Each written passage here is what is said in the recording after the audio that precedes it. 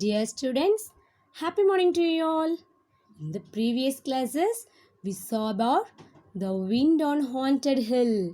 What happened in the previous class, my dear students? Usha went to bazaar. On her way, she was caught by rain. What happened then? Usha found her way into the ruined building, that spoiled building already I told now. Helped by her memory of the place and the constant flicker. What is meant by flicker? Shine of lightning. She began moving along the wall.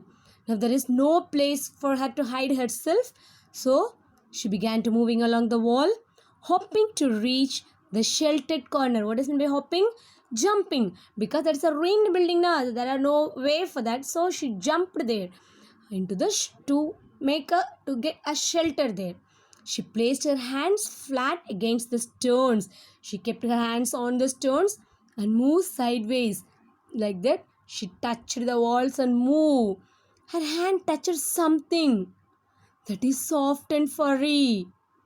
My dear students, on that particular place, her hand touched something. It was soft and furry.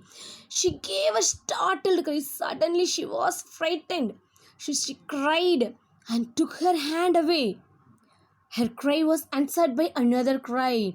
After her cry, she heard another one cry. Half snarl, that means a grumbling sound. Half screech, high-pitched sound. And something leapt away in the darkness.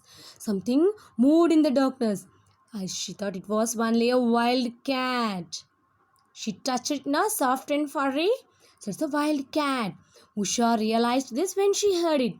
The cat lived in the ruins because there was no one there now. So the cat itself make a shelter there. And she had often seen it. But for a moment, she had been very frightened because she heard some different sound from the cat now. So she was very frightened. Now she moved quickly along the wall until she heard the rain drumming on the remnant of the tin roof. Remnant, dum sound like that on the tin roof. If any water fall on a tin roof, it will get a sound and a high pitched sound now. She wanted to move quickly because she heard the rain sound. So inside the ruined house, she moved. Then she bending down in the corner. She found some shelter from the wind and the rain. Now she got a good place. Above her, the tin sheets groaned and clattered. What is meant by clattered? Groaned and clattered. It makes a group and made a loud noise. Dum, like that. That water fall on the tin roof as if they would sail away at any moment. But they were held on by the solid branch of a straggling old oak tree. Already we know there is a oak tree there. That branch come up and down like that. Usha remembered that across this empty room stood an old fireplace. Already she heard the story from grandpa. Once upon a time there was a family lived there. On this type of winter season, they make a fire on this particular room only. And there might be some shelter under the blocked up chimney. She went near the chimney and sat there. Perhaps it would be drier than it was in her corner, because a chimney is one of the hottest place now. So she went there and sat there. It makes her dry. But she would not attempt to find it just now. She might lose her way altogether. She wasn't frightened. Her clothes were soaked and the water streamed down from her long black hair from a puddle at her feet. Soaked. That means wet. Her hair also wet, and that water from her hair and dress make a puddle at her feet. What does mean by puddle? Pool of water, because already she was in the rain earlier. So on her dress and her hair, those rainy water are there now. So that water make a puddle of water at her feet. She stamped her feet to keep the warmth. She just keep her stamp her feet. She thought she heard a faint cry. Again she heard one type of faint cry, like a murmuring cry. Was it the cat again? Or an owl? Already she heard the sound of a cat. Now again she heard a faint cry. So She thought that is it a cat or an owl? But the sound of the storm blotted out all other sound. That means hide.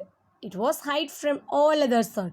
There had been no time to think of ghosts, but now that she was in one place without any place for venturing out again.